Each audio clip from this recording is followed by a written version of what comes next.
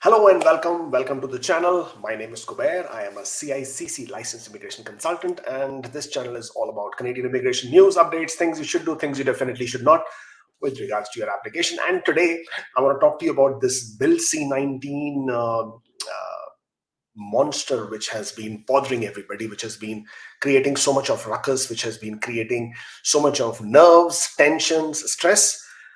One thing which has come out recently in one of the IRCC's announcements, publications, notices, whatever you want to call it, was that they invited stakeholders to contribute in selecting the categories that would be announced for Bill C-19. For people who still do not know what Bill C-19 is, Bill C-19 was the Parliament motion that was passed earlier in June 2022, whereby the immigration minister now has the authority to create categories within the express entry, and those categories could be based on occupation, work experience, education, language skills, province of interest, etc.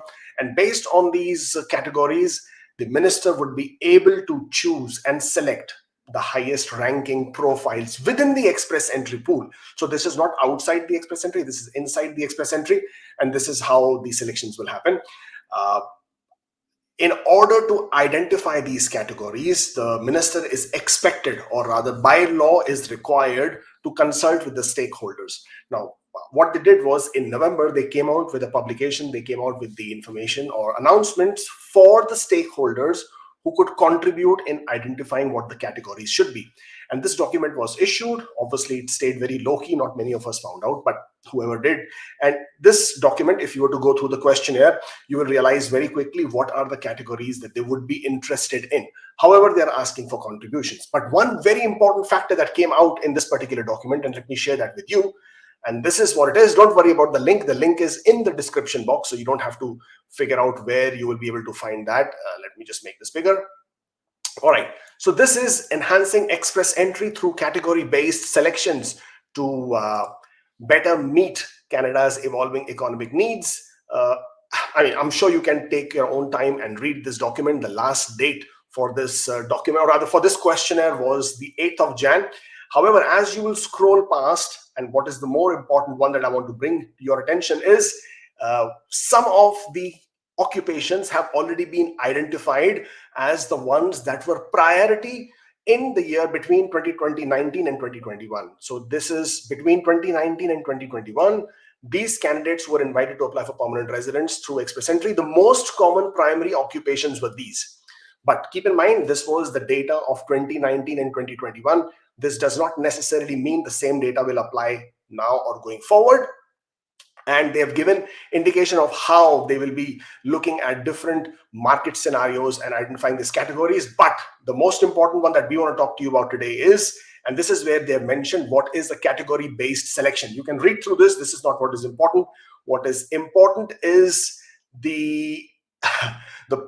and let me, I tend to have forgotten where the lines are of those. Once the categories are decided by the minister, they will be announced before we issue the invitations. So don't have to freak out. You will know the categories in advance, and we are expecting that these categories would be announced by February, which is next month. So by that time, you will have a better indication of what you can anticipate and how this will happen. But if I am to scroll down and then further come down here, these are the possible categories that they're talking about. Selecting candidates based on work experience in a particular occupation or sector. That's one possible category. Then there is another one here. Another possible category is transitioning international student graduates to permanent residents. That's another category. How they will identify that, we don't really know at this point of time. But as I scroll down further, then it says another possible category would be transitioning temporary foreign workers to permanent residents. That's again another important one.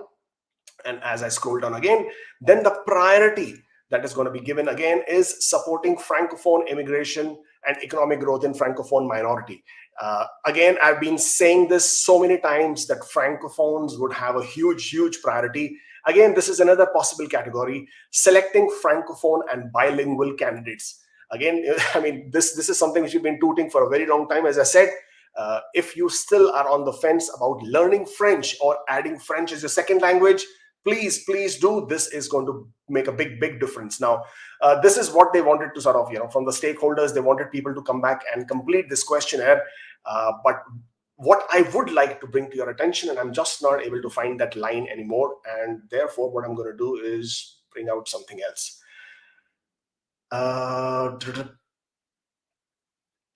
Seem to have lost that line. Yes, okay, fair enough. I found it now. So in this what is category based selection, they're telling you what it will be, how they will be selecting, but the last paragraph is what is most important. Category based selection is limited to candidates who qualify for the programs managed under Express Entry. So which basically means in order to be eligible for the category based draw, you still need to be eligible in Express Entry under any of these programs, Canadian Experience Class, Federal Skilled Worker Program, or Federal Skilled Trade category. But the most important factor here, these two lines, it will comprise of a portion means part of overall invitations to apply. So whatever is the overall invitations to apply, the total ITAs that will be sent out, this will comprise of a portion of it, not the entire set, which basically tells you, and the invitations based on the comprehensive ranking system scores and individual programs will remain. And these two lines basically should quench everybody's thirst of understanding what will happen and what they should be looking at. But this tells you that Express Entry draws should technically continue the way they are continuing, except for the fact that this is going to be a simultaneous thing. So they would be having Express Entry draws, they would be having Bill C-19 or other category based draws as well. Categories, as we have just shown you, could be possible categories, could be with relation to obviously occupations. International students, you would have an advantage there. Foreign workers in Canada, if you have Canadian work experience, they would have advantage there. Francophones are going to have advantage, and obviously specific occupation codes are definitely going to have advantage. But you have to also keep in mind, Express Entry draws will continue. That's what it says. These are the two lines that tells you it will comprise a portion of overall invitations to apply. Category based draws will only be a portion.